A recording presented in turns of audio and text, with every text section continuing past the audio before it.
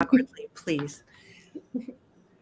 Hello, everyone. Welcome to another episode of the Killer Author Club. We are here with the one and only and ever so fabulous Samantha Downing, who will be talking about her brand new release, A Twisted Love Story. We have tons and tons to talk about, so grab your cocktail, your list of questions for Samantha, and sit tight, and we will see you on the flip side. Thought you really loved me, guess I was wrong. Thought you'd never leave me, guess I was dumb. Waited like forever to be your plus one, but I guess you were done. Hi, everyone. I'm Killer Heather Goodenkoff, along with founding member Kara Ruda. Unfortunately, Killer Kimberly Bell is away this week, and we miss her, but we are so excited to welcome Samantha Downing to the clubhouse. You may remember she was here with us for book club not that long ago, but we're here to talk about her brand new one, A Twisted Love Story, and more about that in a few moments. But the Killers and I started the Killer Author Club because we wanted to have a chance to talk with some of our favorite authors and books with readers like you. And so you can interact with them. We have some of the best in the biz, including Samantha, but we will be visiting with Chandler Baker, Sherry LaPena, Frida McFadden, Karen Slaughter, and TikTok phenomenon Lloyd Devereaux. Have you heard about this guy? We can't wait to share more about this, Lloyd and his story with his latest big hit. So all dates, times, and information can be found at killerauthorclub.com. But tonight we are here to talk to Samantha about killing of the fictional kind, of course. So make sure you're dropping your questions. And though we can't get to them all, please know we try, and we'll get to as many of them as we can. So if you're watching on Facebook or have a Facebook account, make sure you check out our public group, Killer Author at Killer Author Club, and our private group called the Killer Author Clubhouse, where we host book clubs and giveaways. And we recently chatted with Rachel Collar-Croft about her smash hit, Stone Cold Fox. Next up, we have Nicole Bard in the fabulous and fascinating The Long Way Back. She'll be with us on August 15th, and we have a very special book club that will be joining us for that show as well to discuss. And if you have a YouTube channel, which we are just growing exponentially, you can stream us to your big screen TV. Check us out on Facebook, Twitter, TikTok, everywhere, and killerauthorclub.com. And now, without further ado, Kara, can you please introduce our special guest? I really can. Hi, Samantha. Hi. Samantha Downing is the author of the best-selling My Lovely Wife, nominated for the Edgar, ITW, Macavity Awards in the US, the CWA Award in the UK, and the winner of the, I'm not going to pronounce this right, award in France. Her third novel, For Your Own Good, was an instant USA Today bestseller. Her fourth novel, A Twisted Love Story, which is amazing, you guys, you've got to read it, was released in the US on July 18th. All right, Samantha, give us the elevator pitch for A Twisted Love Story. Okay, first, thank you for having me. It's nice to see you guys again. A Twisted Love Story is a thriller about love, the good, the bad, the ugly, the painful, the wonderful. That's what it is. My 2-sentence elevator pitch. A thriller about love. Perfect. Thank you. All right, we'll talk more about the book, of course, in a moment. But Heather, can you introduce the killer cocktail? Yes. So Samantha, you created for us a very special cocktail. It is let me find it here, the Up All Night Espresso Martini. Can you tell us why you chose this cocktail? Well, first, because I love coffee, so coffee in anything is good. And because, for 2 reasons, this will keep you up all night reading, because there are 2 ounces of espresso in it. So the alcohol will not dull all of that. And it's exactly something that Wes and Ivy would drink so they could stay up all night fighting or doing whatever it is they're up to. then it's very apt, because once you start this book, you cannot put it down, and you will be up all night reading. Hopefully that's the goal. So Drink wine, drink cheers. together. Yes. Yeah, cheers, Samantha, to another amazing read, and to cheers to everybody out there. Congratulations, Samantha. Thank you. All right, you guys. So now is the segment where we ask the killer question. But first, Crime Read says Samantha Downing is one of those rare writers equally focused on character and plotting, and it shows in the twists and turns of her novels, as well as the genuine emotions they evoke in readers. B.P. Walter, bestselling author of Dinner Guest, says, I love Samantha Downing's thrillers, and this one is an absolute gem. Deliciously addictive, constantly surprising, and, as the title would suggest, thoroughly twisted. You'll devour it. What a great, great endorsement. So nice. Yeah. Yeah, great. Okay, so the question is, Samantha, why do you kill? I kill because I am good at it. Period. I think we should always focus on our strengths. Yes. And that is a strength. Okay, but why do you think you have this strength? Like, how did you acquire this strength to kill? Because I can look at it objectively as opposed to emotionally. So I can, when I'm writing specifically, I can see where something makes sense as opposed to being attached to the characters so that I can't kill them. I love reading a book and one of the main characters is suddenly dead. Like, that is so shocking and so amazing. I think we all had that shock when we either watched or read a Game of Thrones, and I won't even spoil it, but when a major character dies at the end of the first season, everybody is shocked. And that's the kind of thing where you're like, okay, this is not going to go where I think it's going to go. And I love that, and I love doing that and shocking people in that way, as long as it makes sense in the story and it makes sense for the characters, of course. And you definitely did shock and awe us in A Twisted Love Story. It's so good and so twisty, as the title Thank you. So what was the inspiration for this book?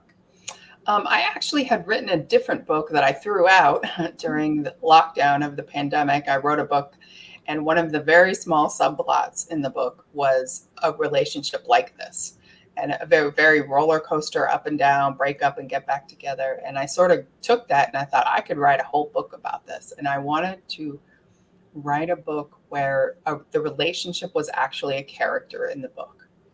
So Wes and Ivy are the two that are main characters that are in this relationship, but when they're together, they become something that is something different. It has its own characteristics. It has its own personality. And that was really the goal. And they're a bit like a tornado. They barrel through life and people get caught up in their whirlwind and bad things happen. Sometimes good things happen. Great. And was the title set when you wrote it, or did the title come? No. Actually, my original title was Always Have, Always Will. And then they thought that might be too much. People would get confused and think that was an actual romance book and not understand that it was a thriller. So we chose A Twisted Love Story because the word twisted or twisty is so often used for thrillers, and thought that was a better descriptive of the two genres sort of blended together. And when you were writing it, did you think like, okay, I'm blending genres, or was it just kind of coming out organically as a story? I think at some point I started to think that when it went through a few revisions where what I was really trying to capture is that their chaos that happens around them affects other people, and that as much as we think a relationship is only two people, it's never just two people. You have people giving you advice, you have people telling you what you should do, you have family, you have friends, you have people that are trying to insert yourselves in their relationship, and other people that you draw into it when you're that dramatic. So it is about a relationship, but it's about all the effects of that relationship. Right. Makes sense. And do you think that the genres, like I keep seeing like more, I guess more sex, more passion coming into the game. Not that Gone Girl didn't already have like all of that in it, right? But I feel like it's getting pushed more to the forefront where there is more overtly the relationship part, I guess, of the relationship is coming to the forefront. Yeah, I think the relationship has always been there since Gone Girl, since that was fundamentally about a marriage. But I think there's more sex coming into it, and That's the word, which I there's more spice coming into it. And mine doesn't have a lot. I'm not. I only would use spice if it really added something to the book, or I it totally was agree. Yeah, because I don't write that kind of thing, and most of the sex in my books is implied. right. Because you're not there to read graphic sex, you're there to read a thriller. So, but yeah, I think that this is, the genre is constantly evolving and it goes in different directions. Just like Gone Girl, it was different than it was after Gone Girl. So there are moments in which things change. Now we have Colleen Hoover and Verity, which had a thriller and it also had sex in it. So now you see a bit of a shift happening there. Yeah. Oh. Yeah. And, in your books, which I love about them, twisted, toxic relationships are really at the forefront, kind of your trademark. What is it about them that you love exploring? I think dark because, relationships. sorry, These dark relationships the dark relationships. I think it's because the people closest to you are the people that can hurt you the most. So when there is a betrayal in a relationship with someone you're that close to, reactions are going to be bigger, feelings are going to be stronger, and that's the worst fear for many of us, is to be betrayed by the people we're closest to, as opposed to the old style thriller where it was more of a detective chasing a serial killer. This is personal. And so, and I think the popularity of these relationship thrillers, marriage thrillers, whatever it is you want to call them, it shows that people want to read about that, and that it is something that triggers people when that happens. And betrayal is the common thread between all of them. Somebody always gets betrayed in this book. It's just a matter of who and who's doing the betraying. Right. And I loved in the book, and I, won't give away too much, but, Wes and Ivy, they do have this like magnetic push-pull relationship, and they always seem drawn back to each other, but they always betray one another in different ways, but they always end up back together. And what is it about? I think there was a quote at the beginning of the book that love is a mental illness. What is the thinking behind that, do you think? Yeah, that was a Plato quote. Yes. Love is a serious mental disease. Yes. And Plato said that however many thousands of years ago. For Wes and Ivy, everybody loves the feeling of falling in love. Mm-hmm. And that's what they do. Every time they get back together, they fall in love all over again. And they keep breaking up and getting back together and having that fall in love honeymoon stage. But they have to keep getting more and more dramatic in order to feel it. And they both love it. Neither one of us is screaming to get out of the relationship. They willingly do this over and over again. Personally, I think they're perfect for each other. But I know a lot of people disagree, and that's where I think the fun is in this book, because there's a lot to discuss about it, and people bring in their own relationship pasts with their own opinions of what they think of relationships like that, whether they've been in them before. Right. For sure. And also, I think too, like you've either seen it or been in it, like the passion phase, and it doesn't last. I mean, like hopefully we've all had it, but for most people, and so to like read a couple on the page that actually is trying to keep that passion, it's really interesting. And then also to have Karen interjected into the whole situation. Like, I mean, she's such a great character. And when you were writing this, how does it come about? Is it like Wes and Ivy first, and then Karen because Ivy called? Like, how did that come together? I knew that it was going to begin with the detective, sort of catching on to something about this couple isn't right. And that the detective shows up because of something Ivy has done. She shows up at Wes's office, and it is part of their game, but it leads to something far more serious because Karen is nobody's fool. Right. So she's caught on that something very weird is going on here. I loved Karen. Karen is such a complex character and has her own past. And that's the other thing about this book. It's not just Wes and Ivy. Every character in this book has had relationships who make them who they are. Love is a common thread. I would say love is a character in the book, and what love does to people, the good and the bad and the ugly. I agree. Absolutely. Here's a good question. It says, do you ever feel like it gives people the idea that this is how good relationships should actually work? If you're reading my books for relationship advice, I would say there's like a whole section in the bookstore for stuff like that. I'm not here to give anybody advice because you'd all end up serial killers. So don't do that. Don't do that. That's why I think it's so much fun, because we end up completely rooting for Wes and Ivy completely, and boy, are they flawed, and they've made some mistakes. We can just say that, but I almost found myself like cheering them on, like, you guys belong together, don't break up again. And it's so much fun, and discovering who the villains are and who they aren't, because that switches as you read the story. You layer the characters so in depth and so well that, as we're reading, we're learning a little bit more that, maybe there's a reason Ivy is acting like this. Maybe there's a reason Karen is. And it's so Bianca's a great character too. Yeah. Oh my gosh. Yeah. I love Bianca is close to my heart because I have been an assistant like that before. Mm-hmm. And first of all, they know everything. I guarantee you. They know all about your personal life. They don't even have to look as hard as Bianca did.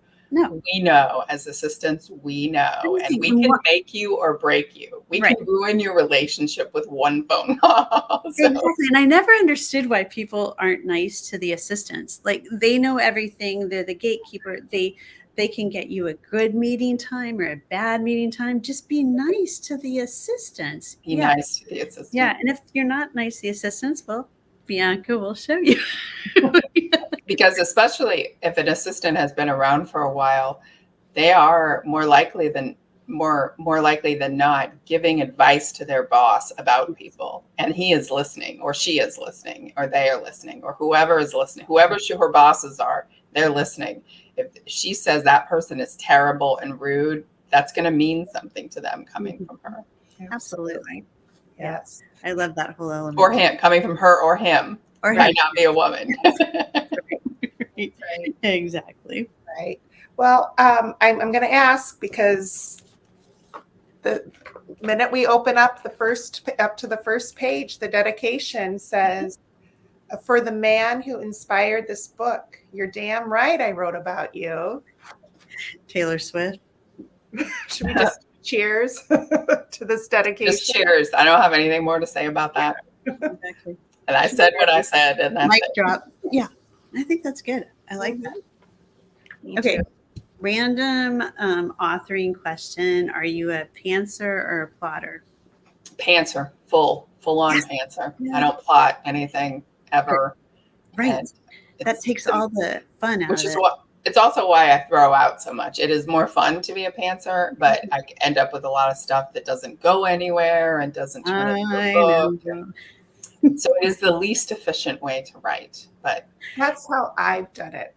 Yeah, that's how I've done it for years. And I find myself banging my head against the wall. How do you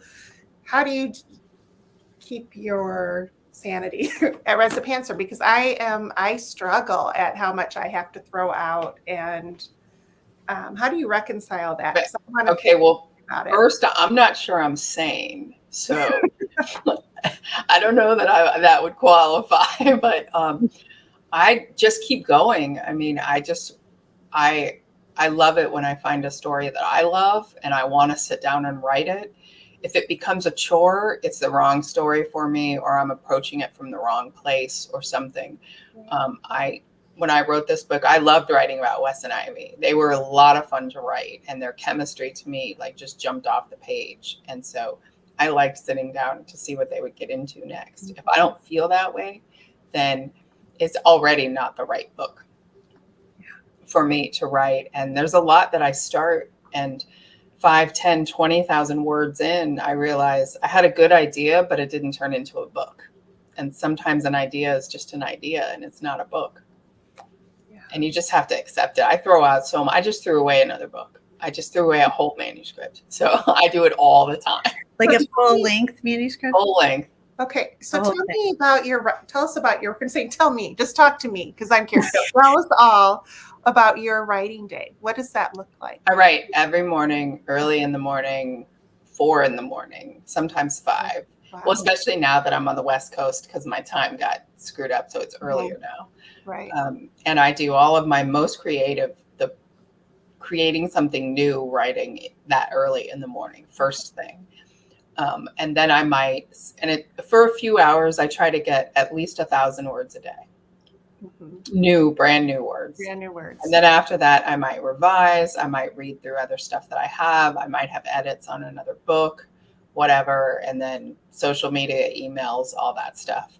Right. So, but the fresh new writing is always first thing in the morning. I need to try and get up earlier. That's my problem. So yeah, I'm an afternoon writer. In the morning, I can't process anything.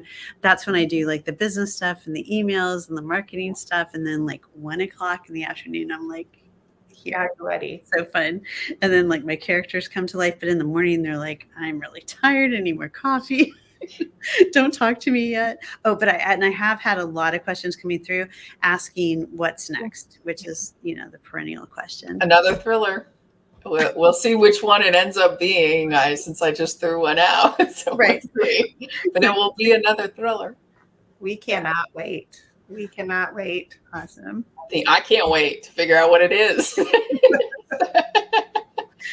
That's the best, though. But I think that when you write at the same time every day, you train your brain to know that that's what it's going to do. I mean, your bodies love routine, and they love doing the same thing, sleeping at the same time and getting up at the same time. And if they know, okay, your brain now is going to be creative, like it actually starts to know that. Right. So for you, it's the afternoon or whatever. And then your brain is ready for that at that time. Yeah. It's gearing up. It's like, okay, we get to get into these other people's minds and put it on paper. And question, what makes an author throw out a book? When it's terrible. Yeah, I thought. Yeah. Now, how do you know that? Does somebody have to tell you, or do you just know? Sometimes both. It can be both. It can be both. If I this one, let's see. Sometimes I turn it in, and when I get the edit letter, everything is wrong. Like everything from the first paragraph about it is wrong, and it's a complete rewrite. Mm-hmm. And if it's a complete rewrite, sometimes I just think I obviously don't have a handle on this story. Mm-hmm. If I didn't even start it right, and mm-hmm. you know what I mean? Like I didn't get across the points I was trying to get across. Nothing about it. Something I thought was super important in the book didn't land at all in the reading of it. And it happens, and I just think I can either rewrite this or I can write something new, because it's going to be a rewrite at either way. And I also think too, that at some point, if you get that editorial letter and it's so heavy on you and your characters that you just I don't know, it just again takes the life out of it. Like, why not just start a new book? I mean, why not just take pieces of that, or take a character or two like you did here and make your own story that will sing then. And probably you're internalizing that feedback, not that we outline, but that, you get that feedback in, and then you're like, oh, okay, this will help me make it better in my own way, in my own time. Yeah, I seem to just I just never know. Sometimes I think I've got it down, and then it's not. And other times my editor will read it and there'll be not much to do. And I'll be like, wow, I really nailed that. But like, I never know because you don't have enough distance between it. So Yeah. Right. you just don't know. Yeah. So interesting. Creation. Yeah. Right. Well, There. 2 lucky winners this week. Each one is going to win a copy of A Twisted Love Story. Samantha is kind enough to offer that. So, so a great giveaway this week. So to win, all you have to do is answer this question about our killer guest, and we will pick from the correct answer. Bonus points for joining the Killer Author Clubhouse Facebook group or subscribing to the YouTube channel. So if you do both of those, then you get a little extra nudge and a chance to win the book. So the question is, which one of Samantha's novels was an instant USA Today bestseller? So look for that, and you can jot that in the notes, and we will pick a winner around this time tomorrow evening. Exactly. Good luck. Good luck. All right. And you guys, the Killer Author Club loves independent bookstores, and we appreciate your support of them. Sam has selected Book Passages and Corte Madera as her bookseller. Sam, tell us why you chose Book Passage. That's a local bookstore here in California, and I had a launch event there when my lovely wife came out. At the time, I was living in New Orleans, but I flew out here to have one because this is where I grew up. So I went back there, and there's signed copies there if you want to order. And they do ship. They ship everywhere, including international. So. Yeah, and we are dropping the link right now. Well, one of us is, not me, but Heather. Let's drop that link so you can buy directly from Book Passages and show them and Sam a little love. And that is a great bookstore. I love that bookstore. And they also have one in the Ferry Building too, right? Is that? Yep. Yeah. They do. Yeah, I got to do an event there. That was so fun. Yeah. Yes. Okay. And as we love this segment because every episode we get a feature wonderful authors, but we can't get to everybody. So we do have a special author this week who does have a new book out, and that is, find that here, maybe I can find her. There it is. Retribution by Wendy Whitman. So Retribution is about, after a shattering conclusion of Carrie's quest for justice for the victims of a suspected serial killer in her first book in the series, Premonition, Retribution picks up with her cohorts, continuing their own investigation to find the killer. So congratulations, and we wish her the best of luck on this new release. You can pick it up today. Yeah.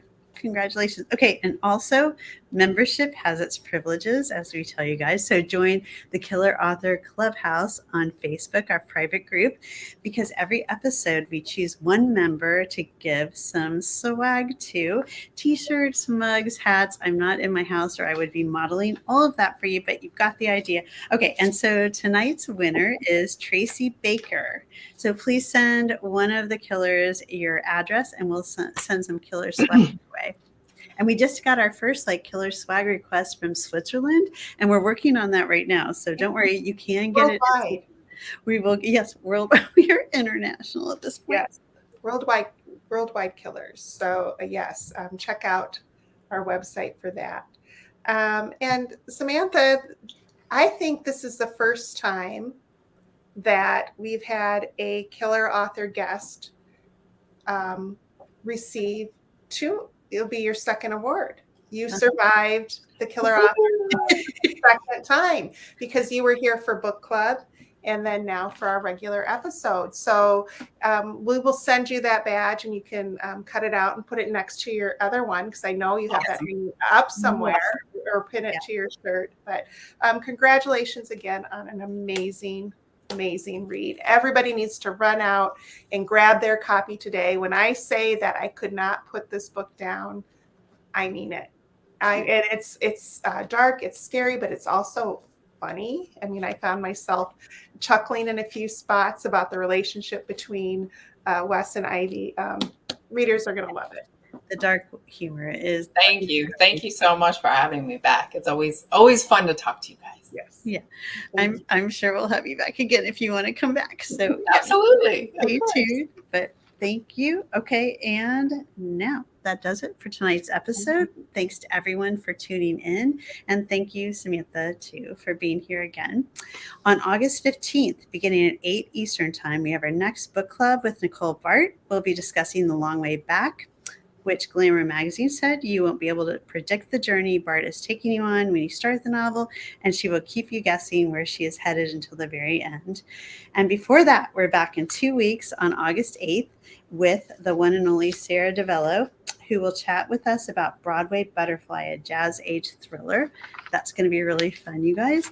And for times, schedules, past episodes, recipes, merch, all that kind of stuff, go to killerauthorclub.com, and we'll be right back here in 2 weeks. And in the meantime, go read a book. Thank you. I guess I'm a killer through our love into the